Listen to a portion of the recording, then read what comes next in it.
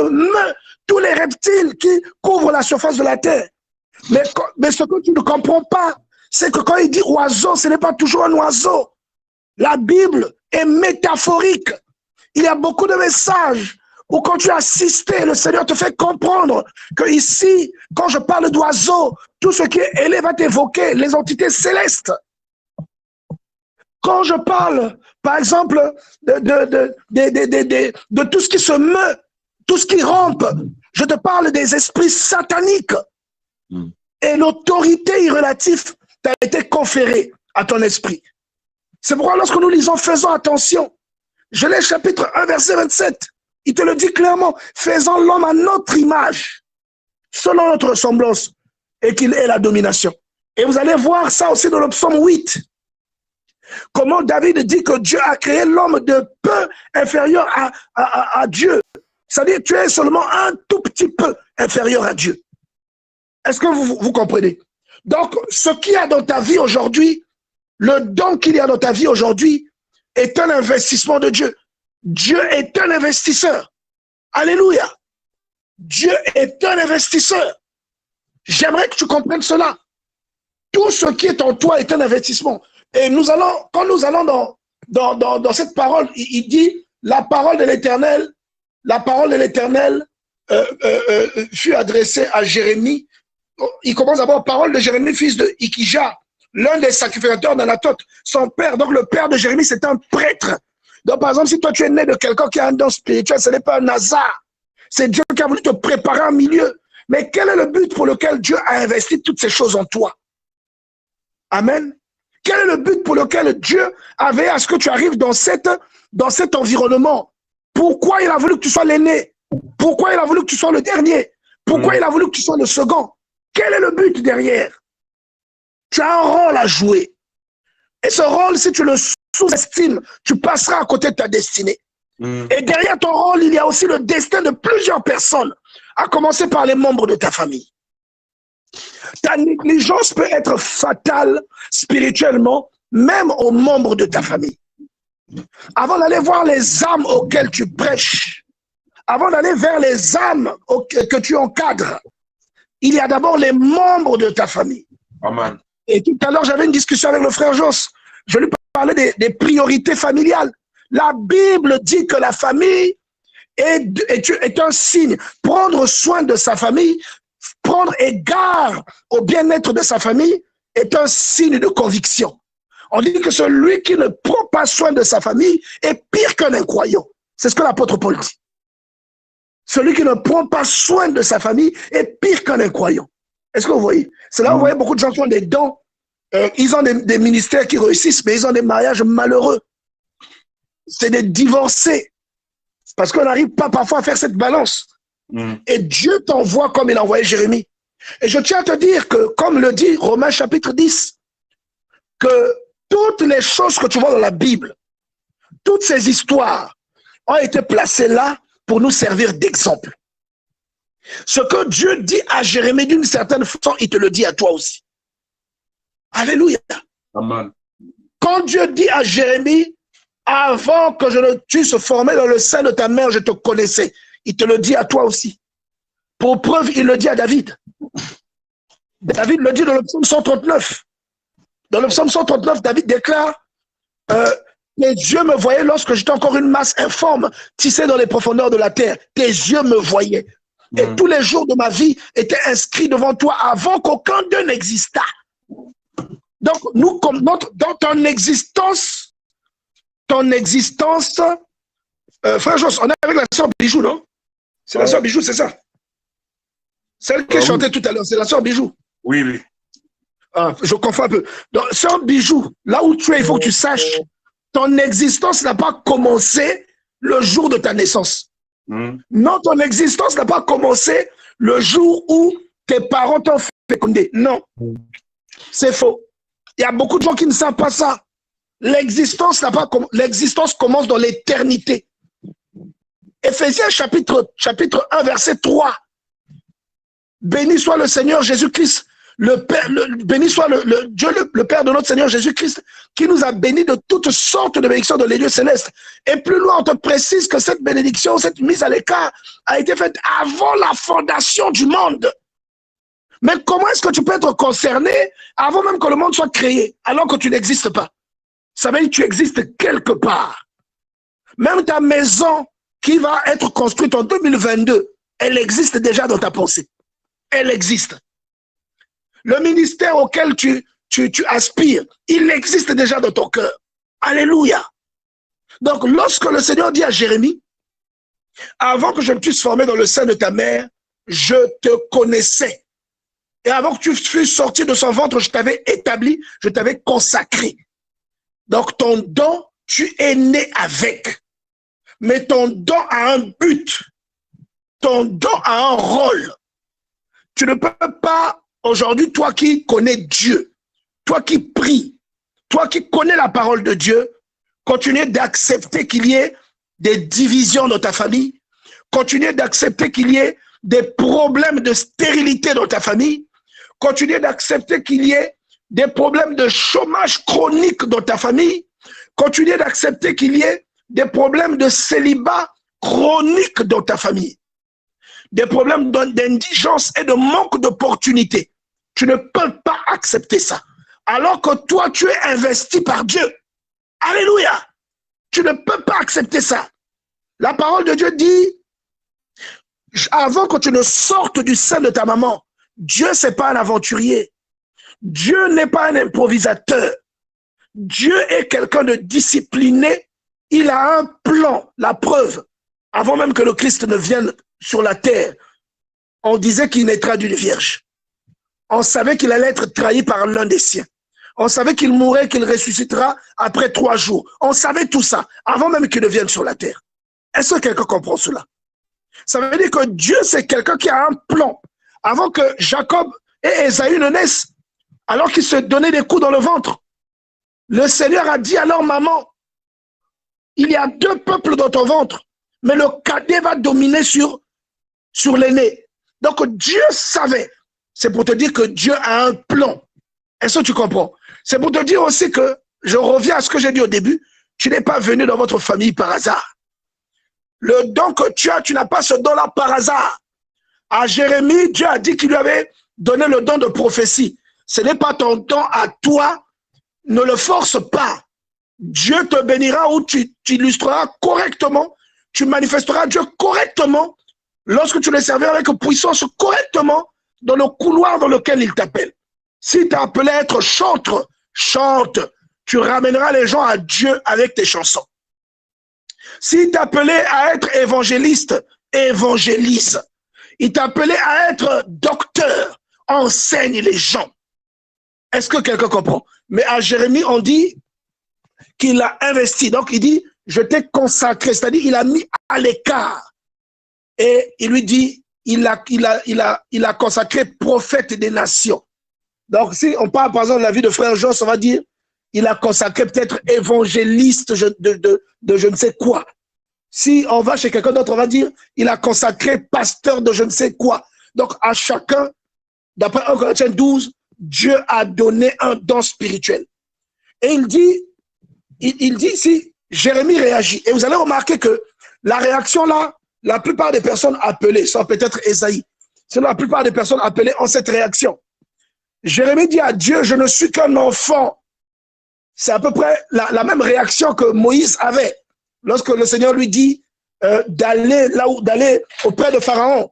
Moïse a dit à Dieu, non, non, moi je bégaye. On voit quelqu'un d'autre. Généralement, on se sous-estime.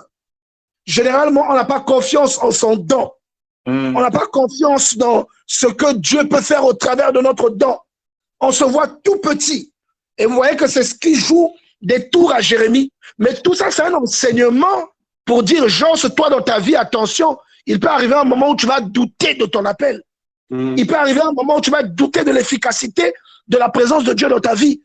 Ah, Mérida, attention, il arrivera un moment où tu n'auras plus confiance en toi. Ou quand Dieu te dit, va déclarer une parole, tu vas te dire, mais est-ce que quelqu'un va m'écouter? Est-ce que je vais captiver la foule? Dieu est en train de te dire que c'est le partage de tous les prédicateurs, le partage de tous les prophètes, le partage de toutes les personnes concernées par les 9 dons de 1 Corinthiens 12. C'est un partage, c'est-à-dire c'est comme un sort commun. La plupart des gens qui ont un don spirituel, au début de leur appel, deux fois ils ont des hésitations. Et Jérémie ici n'a pas dérogé à la règle. Il est en train de dire à Dieu, je suis qu'un enfant. Et Dieu lui dit, ne dis pas ça.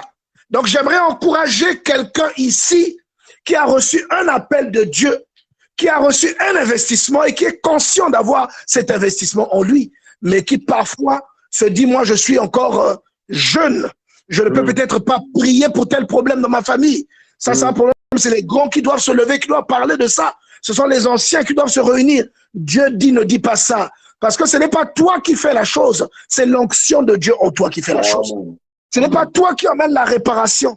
Ce n'est pas toi qui fait le succès de la mission. C'est l'onction de Dieu en toi qui fait le succès de la mission. Je ne sais pas si tu comprends cette parole. C'est l'onction de Dieu en toi qui fait le succès de la mission que Dieu te confie. Donc, tout ce dont Dieu a besoin de ton côté, c'est l'obéissance et la consécration. C'est tout. Amen. Il a seulement besoin que tu lui obéisses et que tu sois dédié. Donc, que tu mènes une vie de consécration. Ça veut dire que tu sois pur, que tu sois disposé. C'est tout. Est-ce que tu vois? La vie de consécration inclut la foi et un certain nombre d'habitudes, des comportements de piété. C'est tout ce que Dieu va te demander. La puissance qui va réagir là-bas ne dépendra pas de toi. Elle ne dépendra pas de ton âge. Elle ne dépendra pas de ta taille. Et je te dis qu'il y a peut-être quelqu'un parmi nous qui peut prier pour un problème dans sa famille et qui peut renverser les choses.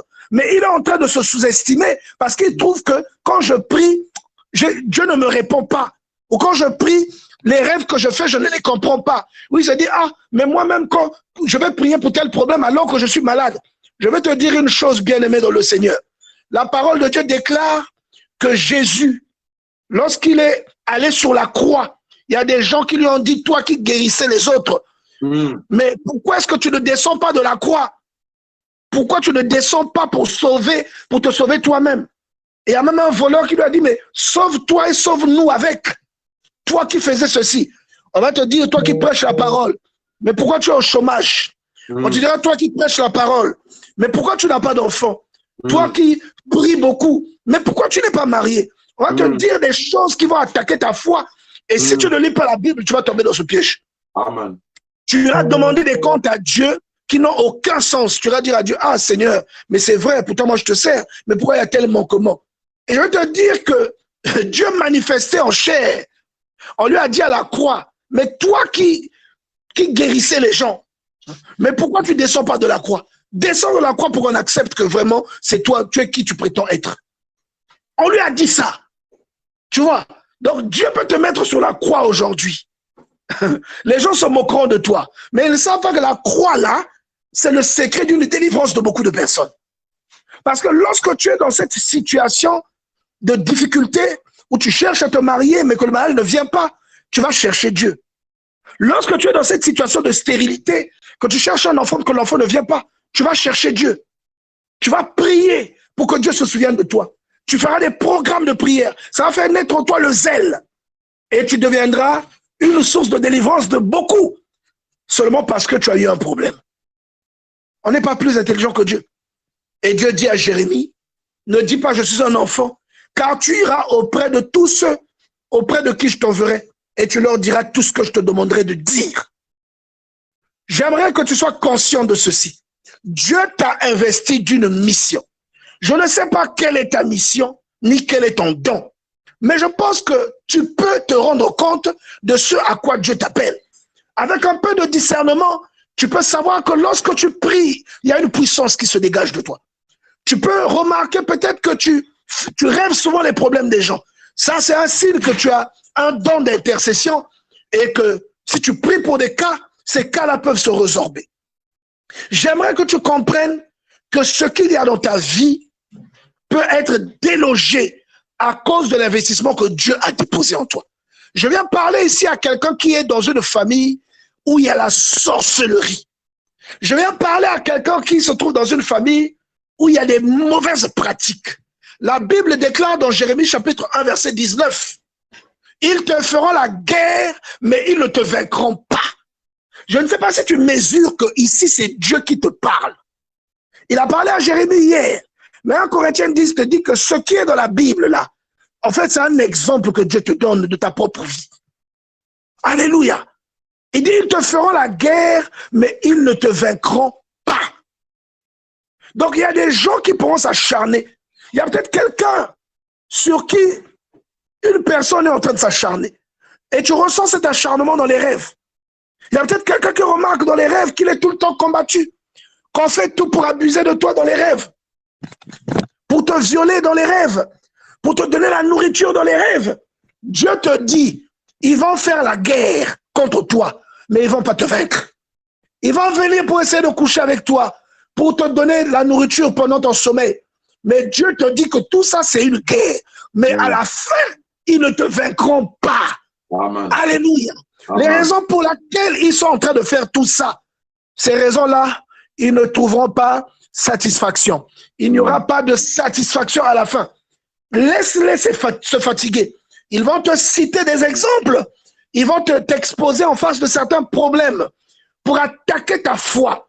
Mais il te dit, le Seigneur te dit dans Jérémie 1,19, ils te feront la guerre, mais ils ne te vaincront pas.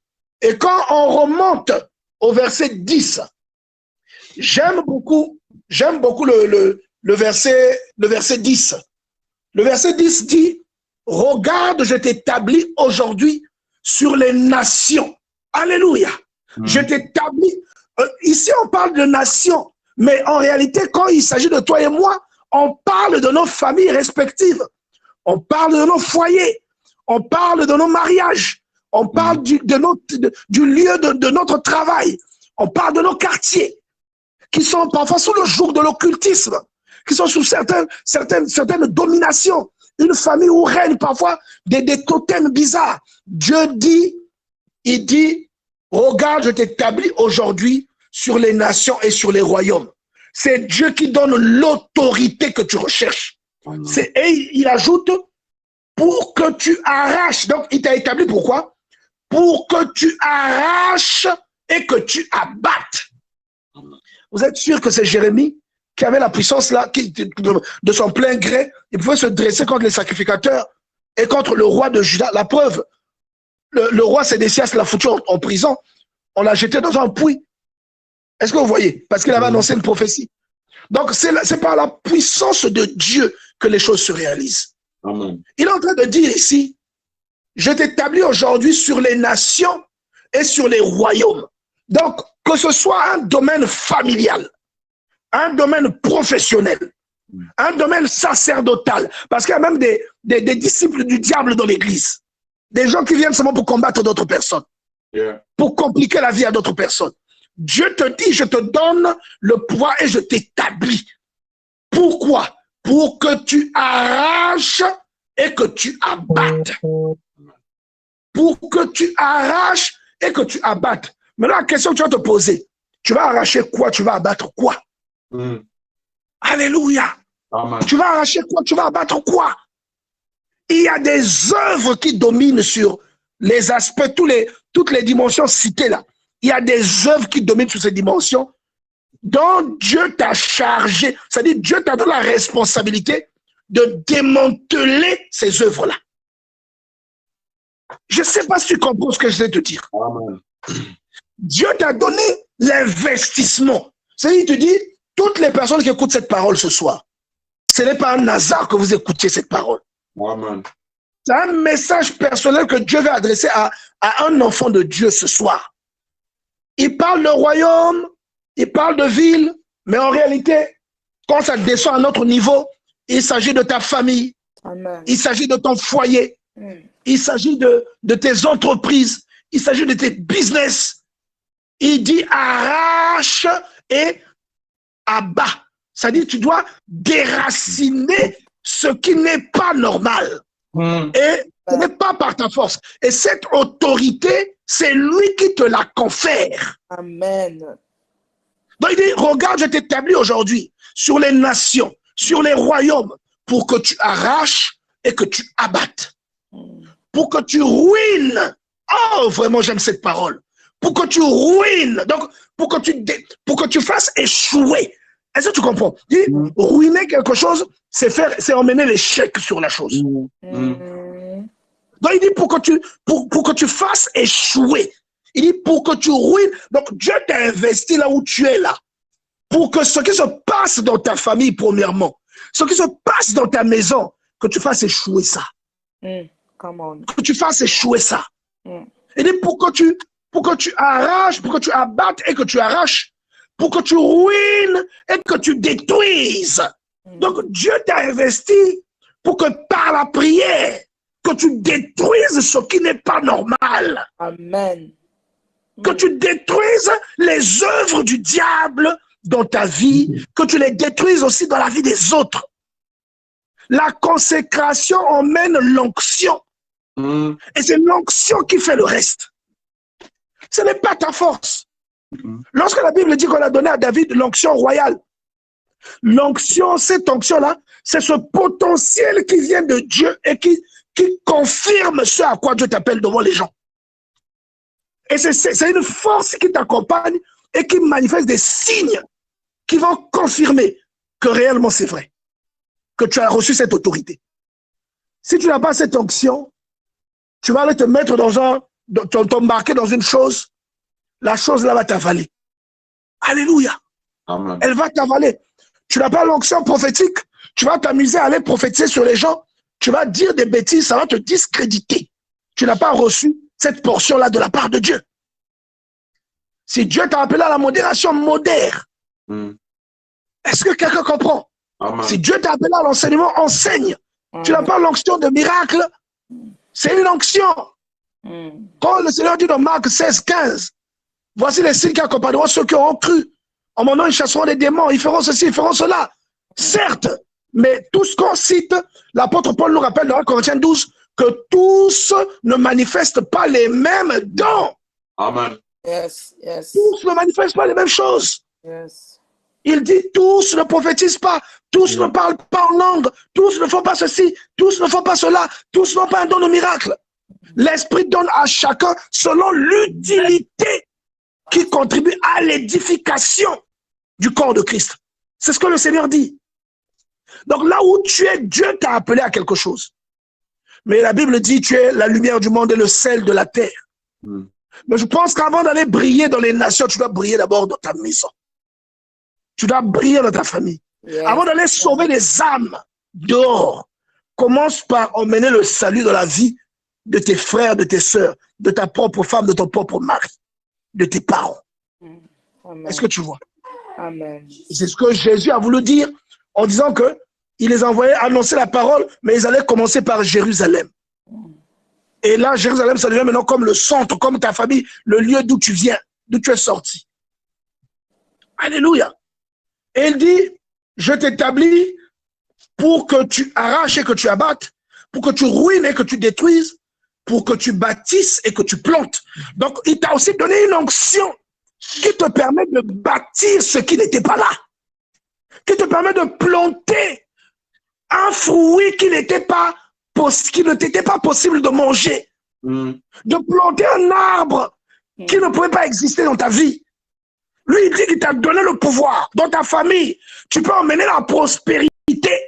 Tu peux faire entrer le mariage. Amen. Tu peux briser certains liens. Amen. Quand tu fais rentrer le mariage, tu plantes quelque chose. Yes. Tu bâtis quelque chose. Yes. Tu fais rentrer la crainte de Dieu, la sanctification, tu bâtis quelque chose. Je prie le Seigneur pour que quelqu'un comprenne la dimension de cette parole. Je prie le Seigneur vraiment bien aimé. Que quelqu'un comprenne. Là où nous sommes, ne regarde pas ta taille, ne regarde pas ton teint. Si tu as une calvitie, si tu as une grosse poitrine, si tu as des petits pieds, ne regarde pas ces choses-là. Yes. C'est l'onction de Dieu, quelle que soit ton apparence. La Bible déclare que Élisée était chauve. Mais regardez les choses qu'il a déclenchées. Il a ressuscité des morts. Même son squelette a ressuscité un mort. Est-ce que vous vous rendez compte? C'est pas ton apparence. C'est pas ton apparence, bien-aimé. Mais c'est l'onction de Dieu qui fait le reste. L'onction de Dieu. Donc, assure-toi d'avoir cette onction. Tu verras que quand tu vas entrer dans ta famille, Dieu t'a envoyé là, c'est pas un hasard. Et quand tu arrives, tu vas trouver des mauvaises herbes. Tu vas trouver l'ivraie dans ta famille. Et tu vas arracher. Il t'a donné le pouvoir d'arracher ce qui n'est pas normal dans ta famille. Tous les liens bizarres là. Toi, tu peux arracher. Tu peux les mettre mal à l'aise. Tu peux les coincer. Yes. Tu peux les coincer, les étouffer. Yeah. Par la prière. Lis la Bible constamment, prie beaucoup. Reviens-toi la nuit, prie. Lis les psaumes. Tu vas les coincer, tu vas les étouffer. Celui qui fait son œuvre dans le secret, tu vas rêver de lui. Il va venir te dire, tu te prends pour qui ou bien, il va chercher à te menacer, mais tu vas rêver de lui. Yeah. Pourquoi tu rêves de lui? La lumière. Tu es en train de l'étouffer. Tu es en train de l'étouffer. Non, j'aimerais parler à quelqu'un ce soir. J'aimerais que tu sois conscient, que tu sortes de ce partage avec une décision. Quand Dieu est en train de dire qu'il t'a investi comme ça, là, avec des pouvoirs qui te permettent de bâtir, mais aussi de détruire, qui te permettent de planter, mais aussi d'arracher, est-ce qu'un occultiste peut te renverser? Non. Non, non. Est-ce qu'un esprit, un mauvais esprit peut t'effrayer, peut te terroriser? Est-ce qu'un sorcier peut t'envoûter? Ce n'est pas possible. Ce n'est pas possible. Parce que lui, il a dit, il t'a investi. Tout dépend de comment tu prends soin de ce qu'il t'a donné. Est-ce que tu es conscient de ça? Est-ce que tu nourris? Est-ce que tu entretiens ça? C'est aussi simple que ça. Lui, il a dit, il t'a donné. C'est-à-dire, il t'a donné, il dit à Jérémie, quand Jérémie a dit, ah, je suis comme un enfant. Moïse, c'est pareil. Hein? Moïse, c'est pareil. Dieu lui dit, je t'ai choisi pour que tu ailles voir Pharaon. Moïse a dit, mais qui suis-je pour aller auprès de Pharaon? Il avait peur du Pharaon. Dieu lui a dit, mais ça ne dépend pas de toi. C'est moi qui vais agir. Je serai avec toi. Il a dit, ah non, moi je suis bègue. Je ne pourrais pas aller là-bas. Dieu lui a dit, qui a fait la bouche? Je serai avec ta bouche. Il dit, ah non, non, non, on voit quelqu'un d'autre. Il a contesté avec Dieu. Et c'est souvent la réaction, même quand on dit pas ça à haute voix, mais parfois dans notre subconscient, c'est le genre de réaction qu'on a. Yeah. Ah, le problème des autres, ah, moi, le problème, heureusement que je ne suis plus en Afrique, ah, heureusement que je ne suis plus dans tel endroit, ah, heureusement. Souvent, c'est comme ça qu'on réagit. Ah, ils n'ont qu'à se démerder là-bas avec leurs histoires. Non! Tu n'es pas là-bas. Tu n'es pas dans cette famille par hasard. Tu vas te sentir concerné. Le jour où tu repartiras à la maison auprès du Seigneur, il faut qu'on sente ton absence. Et ton cercueil doit être léger. Moi, j'ai toujours dit, Seigneur, ne permets pas que je reparte. Les choses que tu m'as données là, je dois extérioriser ça. Je dois divulguer le jour de ma mort, quand je rentrerai à la maison. Ceux qui soulèveront mon cercueil, le cercueil là sera léger. Parce que tout ce qui est en moi sortira déjà. J'ai pas envie de rentrer. Tu vas me dire, oh, mais Théo, mais pourquoi tu rentres avec tel truc? Tel compartiment là n'est pas vide. Pourquoi tu rentres avec la poche là est remplie alors que ça tu aurais dû distribuer? J'ai dit, Seigneur, je vais tout distribuer. Je vais tout distribuer. Je refuse de vivre, voilà, de repartir avec ce que tu m'as donné. Non. Je refuse de prendre le talon, la pièce que tu m'as donnée, d'aller l'enterrer. Non, non, non, non. Je vais la fructifier. Donc tu dois attaquer, tu dois étouffer ces gens-là. Les occultistes, les sorciers, même ceux qui sont dans ton quartier, tu dois, avec ta sainteté, les étouffer. Yes. Tu vas remarquer un voisin qui te cherche toujours des querelles. Son technique, il est étouffé. Il y a quelque chose en toi qui le dérange. Tu vois, il y a quelque chose en toi qui le dérange. Et le Seigneur le dit si bien ici. Il dit donc, je t'établis aujourd'hui sur les nations, sur les royaumes, remplace nation et royaume par ta famille, le lieu de ton travail, ton quartier et toutes ces choses. Il dit pour que tu arraches et que tu abattes, pour que tu ruines et que tu détruises, pour que tu bâtisses et que tu plantes. Donc, il t'a donné le pouvoir d'illustrer la volonté de Dieu, d'enlever ce qui n'est pas bien, de remplacer par ce qui est bien. Ce qu'on avait planté depuis des générations, quand tout le monde naît dans ta famille, on trouve ce problème-là. Quand toi, tu vas arriver, le problème-là va finir. Yeah.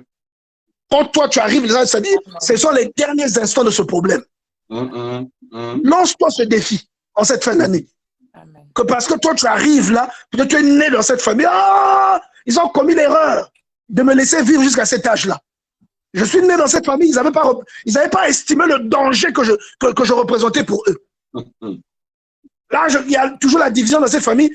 Ma présence va amener la paix. Ma présence va amener la réunification. Amen. Tu viens, tu prends le défi. Ma présence va amener la réunification. La paix. Ce qui n'est pas normal, on va détruire ça. Yeah. Tout ça, c'est seulement ta présence. Vous voyez? Et il lui dit, que vois-tu, Jérémie? Au verset 11. Il dit, je vois une branche d'amandier. Vous qui êtes en Occident, vous savez ce que cela signifie. Quand tu vois une branche apparaître, ça veut dire que ça ne peut pas tromper. C'est comme on dit chez nous qui malampaka. C'est-à-dire que le printemps est là. Même s'il y a la neige, dès que tu vois ça, c'est un signe que le printemps arrive. Est-ce que vous voyez? Amen. Donc, quand il lui dit ça, c'est un signe qu'il lui montre pour illustrer sa fidélité. Il dit, que vois-tu? J'ai répondu, je vois une branche d'amandier. Et l'Éternel me dit, tu as bien vu, car je veille sur ma parole pour l'accomplir. Je ne sais pas si la parole résonne comme elle a résonné chez moi, mon frère. Je ne sais pas si cette parole-là a résonné. C'est-à-dire, il dit, je veille sur ma parole pour l'exécuter. Je veille sur ma parole pour l'accomplir. Donc, quand j'ai dit une parole, je suis en train de surveiller le délai pour que la parole-là s'accomplisse. Je parle à quelqu'un qui a une promesse de Dieu. Bien-aimé. Jésus. Hey, je parle à quelqu'un qui a une promesse de Dieu. Amen. Il a dit à Jérémie, il lui a seulement montré un signe.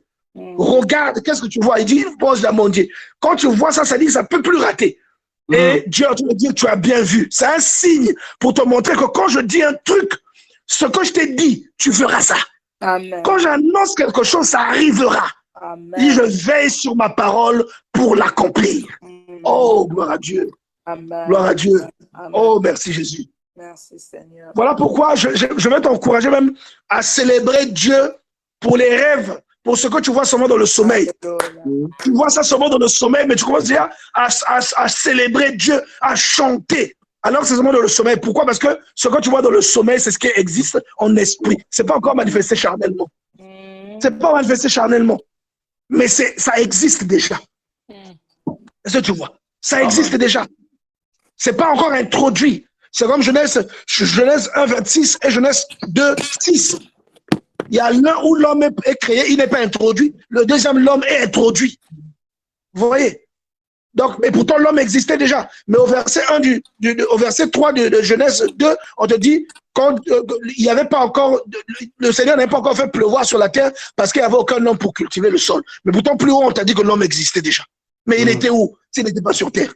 Donc, tu vois qu'il y a une différence entre ce qui existe et ce qui est introduit sur la terre. Donc, même ce que tu vois dans le sommeil, ça existe déjà. Dieu t'a déjà donné ça. Il n'y a que l'introduction que tu attends. Amen. Alléluia. Amen. Oui. Il n'y a que l'introduction que tu attends. Et le temps viendra où il va introduire ça. Amen. Oui. Donc, il a parlé à Jérémie pour lui dire ce que je t'annonce, ne sous-estime pas. Et je vais vous rappeler, Jérémie a vécu sous 3 rois différents. 3 rois différents. Quand il a eu sa vocation, ce n'était qu'un enfant. Mais il a connu le roi. Le roi là est mort, son fils a régné. Ce fils-là est mort, le frère de ce fils-là a régné. Jérémie était toujours là. Vous voyez? Donc, ce que Dieu lui a annoncé a fini par se produire. Amen. Vous voyez? Il lui dit, tu as bien vu, je veille sur ma parole pour l'exécuter. Vous voyez? Quand Dieu t'annonce quelque chose, ça s'accomplit. Et donc, ça veut dire que quand il t'a dit aussi, la parole sur laquelle il veille, c'est aussi le verset 10. Quand il t'a dit qu'il t'a donné le pouvoir pour que tu plantes, pour que tu arraches, pour que tu abattes, pour que tu détruises. Il t'a donné ce pouvoir. Il veille sur ça. Pour que tu sois conscient que tu expérimentes vraiment que oui, ce pouvoir-là est vrai. Dieu m'a donné ça. Donc, à toi de commencer à déclarer des choses sur ta propre vie, sur ta famille, sur la vie de tes bien-aimés. À toi de commencer à déclarer ça. Oui. Amen. Et au verset 8, il dit même, ne les crains pas car je suis avec toi pour te délivrer. Jésus. Alléluia. La parole de Dieu. La parole de Dieu. Amen. Lisez la parole de Dieu. Romains chapitre 10, verset 17. Lisez la parole de Dieu. Votre foi va venir de là. Quand je lis ça, ça dit je me retrouve à des années-lumière de la foi que j'avais à quelques secondes. Ça dit si ma foi était à 1000, Quand j'ai lu la parole, la foi est passée parfois à 300 000. Amen. La foi est passée à 300 000. Une parole seulement te fait galoper la foi. Ah, la parole de Dieu. Amen. Il ne les craint pas car je suis avec toi pour te délivrer. C'est là où je dis, mais qui peut m'atteindre? Qui peut m'atteindre? Oh Jésus, qui peut m'atteindre, bien-aimé? Qui peut t'atteindre, toi qui écoutes cette parole? Si Dieu dit qu'il est avec toi, qui peut t'atteindre? Qui peut te maltraiter? Qui peut t'ensorceler? Tu as vu l'exemple dans Nombre chapitre 22, où Balak va appeler Balaam pour maudire Israël. Mais arrivé en route, Dieu change la malédiction là en bénédiction. Alléluia. Donc, qui peut te maudire? Qui peut te maudire? Amen. Même dans ta famille, qui peut t'ensorceler? Yes. Tout ce que tu vois, ce sont des tentatives. Ça n'aura jamais de l'effet sur toi. Amen. Ce sont des tentatives. Et Amen. Dieu te le dit. Dieu te prévient. Il dit, ils te feront la guerre. Dieu te prévient. Ils te feront la guerre. Ça veut dire que tu verras les attaques. Mais à la virgule, il te dit, ils ne te vaincront pas. Amen. Ils peuvent faire ça toute ta vie, mais ils ne te vaincront pas. Oh, alléluia. Ils ne te vaincront pas. Alléluia. Amen. Et il dit au verset 18, je t'établis en ce jour sur tout le pays comme une ville forte. Donc personne ne peut sauter ton autorité. Amen. Ah, Amen. Jésus. Amen. Ah, Jésus. Et je ne sais pas toi, mais moi je crois en cette parole. Amen. Je ne sais pas comment toi tu considères ça, mais en tout cas moi quand je lis ça, je sais que c'est à moi que ça s'adresse également. Amen. Et donc je deviens conscient de qui je suis. Je deviens conscient de ce que j'ai, de ce que je peux accomplir. Je deviens conscient que je peux déclarer des paroles qui vont assainir ma famille, Amen. qui vont assainir ma maison, qui vont étouffer le mauvais esprit qui combat mes finances, qui vont étouffer le mauvais esprit qui combat la paix dans la maison avec ma femme, qui vont étouffer le mauvais esprit qui est en train de créer un retard quelconque de ma maison, de ma famille. Je suis conscient que ce que Dieu dit est vrai. Il ne ment jamais. Donc quand il me dit au verset 18 qu'il m'établit comme une ville forte, comme une colonne de fer. Oh, quel symbole d'autorité. Amen. Comme une colonne de fer. Alléluia. Amen. Ah, bien-aimé. Comme un mur d'airain contre les rois de Juda. Et regarde contre qui il te dresse. Il dit, les rois, ce sont les autorités, mais ils ne pourront rien contre toi. Ils vont buter contre toi. Il dit, je t'établis comme une colonne de fer. On ne pourra pas t'arracher. Comme un mur, on ne pourra pas te traverser. Mais pourtant, ce sont des rois. Et il ne s'arrête pas seulement au roi. Il ne s'arrête pas seulement au roi. Il dit, contre les rois de Juda, contre ses chefs, contre ses sacrificateurs, contre le peuple du pays. Il dit que tous ceux qui n'ont pas le signe de Dieu de leur vie et qui seront contre toi de facto, il dit, je te donne l'autorité sur ces gens-là. Ils ne pourront rien te faire. Ils ne pourront rien te faire. Amen. Et au verset 19, ils te feront la guerre, mais ils ne te vaincront pas. Pourquoi? Pourquoi? Bien-aimé, pose-moi la question. Pourquoi? Que quelqu'un me pose la question. Oh là là, la virgule, il dit, car je suis avec toi pour te délivrer, dit l'Éternel. Mais tu as peur de quoi, mon ami? Tu as peur de quoi? Tu pleures pourquoi? Tu pleures pourquoi? Tu t'effraies pourquoi? Tout ce que tu traverses là est en train de t'attrister. Pourquoi? Tu n'as pas le temps de t'attrister. Tu n'as pas le temps de pleurer. Il a dit, ils ne peuvent pas te vaincre, quel que soit ce que tu vois. Ils ne peuvent pas te vaincre parce que je suis avec toi pour te délivrer. Je suis avec toi. Le défaut, c'est s'il n'est pas là. Mais tant qu'il est là, tu n'as rien à craindre. Que ce problème-là ne te fasse pas pleurer. Tant qu'il est là, au contraire, tous tes frères et tes sœurs, c'est sur toi qu'ils doivent compter. Ta famille, c'est toi qui deviens la source de délivrance, même de ton propre père. C'est toi qui deviens la source de délivrance de ta propre mère. C'est toi qui deviens l'instrument secret que Dieu va utiliser pour déraciner les œuvres des ténèbres dans ta vie. Alléluia. Oh, nous t'en rendons grâce, Père. On va incliner la tête, on va rendre grâce à Dieu pour cette merveilleuse parole. Père éternel, nous te sommes reconnaissants Père, nous ne sommes pas là pour l'éloquence, pour dire des belles paroles. C'est l'Esprit de Dieu qui fait le reste. Père, nous ne sommes pas là pour plaire à quelqu'un. Nous sommes là pour manifester ta puissance.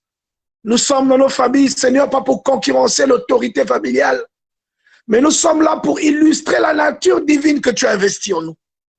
Afin que ce qui n'est pas normal tombe au nom de Jésus. Afin que ce qui n'est pas normal tombe. Ce qui n'est pas normal s'effrite. Ce qui est solidement enraciné par l'ennemi soit déraciné. Ce qui est construit soit détruit et arraché. Et nous venons pour planter, Seigneur, des choses qui vont être une source de salut pour toutes les personnes qui sont autour de nous. Cela au nom puissant du Seigneur Jésus. Oh non, Père, nous ne sommes pas là pour crier. Père, nous ne sommes pas là pour multiplier les vaines paroles. C'est notre foi qui va s'exprimer et qui va arriver jusqu'à ton niveau. C'est pourquoi quelqu'un qui n'était pas conscient de son pouvoir, tu as appris ce soir, Seigneur, qu'il n'est pas n'importe qui. Et que par conséquent, la bénédiction de Dieu l'accompagne. Nous te rendons grâce et nous te célébrons. Au nom puissant du Seigneur Jésus, nous avons ainsi prié. Amen. Amen. On va acclamer le Seigneur, on va acclamer le Seigneur. On acclame le roi des rois. On acclame le roi pour cette merveilleuse leçon. Pour cette merveilleuse leçon qu'il nous a donnée. Oh, merci Seigneur, merci Jésus. Merci. Je vais vous donner la parole à Frère Joss. Merci beaucoup, Pasteur Théo. Heureusement, le message devait être annulé. Oh, Dieu est merveilleux. Nous bénissons le Seigneur. Alors, merci pour la position de tout le monde. Quelqu'un a une question? Y a-t-il une personne qui a une question? Je voulais dire dommage à ceux qui n'ont pas écouté depuis le début, mais Dieu voulant, peut-être on trouvera le moyen de reparler de ça. Quand même, Dieu voulant, on trouvera le moyen de reparler du même thème, parce que j'ai vu qu'il y a d'autres qui se sont connectés au fur et à mesure. Donc voilà un peu. Et c'est peut-être l'occasion pour rappeler aux gens que les jeudis, on va faire un aménagement par rapport à mon programme, comme j'avais déjà dit la semaine passée. C'est les jeudis, on peut se réunir à l'heure que toi tu vas indiquer, c'est-à-dire, je pense qu'avec la France, on a même